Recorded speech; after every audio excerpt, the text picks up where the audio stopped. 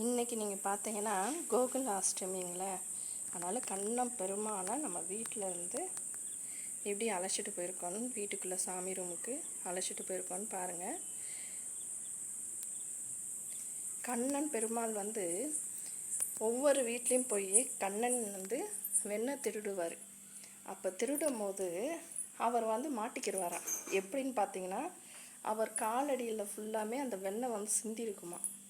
அப்போ என்னென்னா, ஒவ்வொரு வீட்லேயும் போயிட்டு கண்ண பெருமான் வந்து இந்த மாதிரி வெண்ணெய் திருடும் போது அங்கே இருக்க வந்து அம்மாங்களுக்கு தெரிஞ்சிருமா. அப்போ என்ன பண்ணுவாங்கன்னா, கண்ண பெருமானை வந்து கோவமே படமாட்டாங்களாம். ஏன்னா அந்த காலடி வந்து வெண்ணையால் வந்து வீட்டடியில் படும்போது என்னென்னா, அவங்க வீட்டு பசுக்கள் வந்து அதிகமான பால் கறக்குமா. அதனால என்னென்னா, கண்ண பெருமாள் வந்து இந்த மாதிரி நம்ம வீட்டுக்குள்ளே இப்படி அழைச்சிட்டு போயிட்டு இப்படி நடு வீட்டில் வச்சோம்னா ரொம்ப நல்லதுன்னு சொல்லுவாங்க. செல்வாக்கியம் எல்லாமே நம்மளுக்கு கிடைக்கும்னுவாங்க. அதே மாதிரி பார்த்திங்கன்னா, குழந்தை இல்லாதவங்க எல்லாருமே நம்ம இந்த மாதிரி காலடியோடு கண்ண பெருமானை கூப்பிட்டு போகும்போது அடுத்த வருஷம் குட்டி கண்ணன் உங்கள் வீட்டில் இருப்பார்.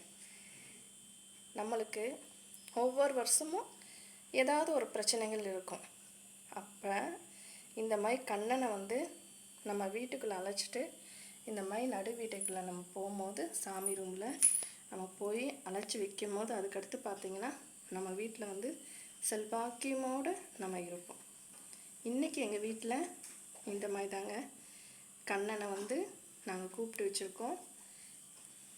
பார்த்திங்கன்னா இன்றைக்கி எங்கள் கிருஷ்ணனுக்கு பார்த்திங்கன்னா பாயாசம், வடை, பழம் எல்லாம் வச்சு எங்கள் வீட்டு கண்ணனை நாங்கள் கூப்பிட்ருக்கோம் பாருங்கள்.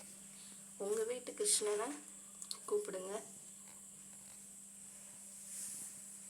கோவிந்தா ஏ நமக ஸ்ரீ நம நாராயணா.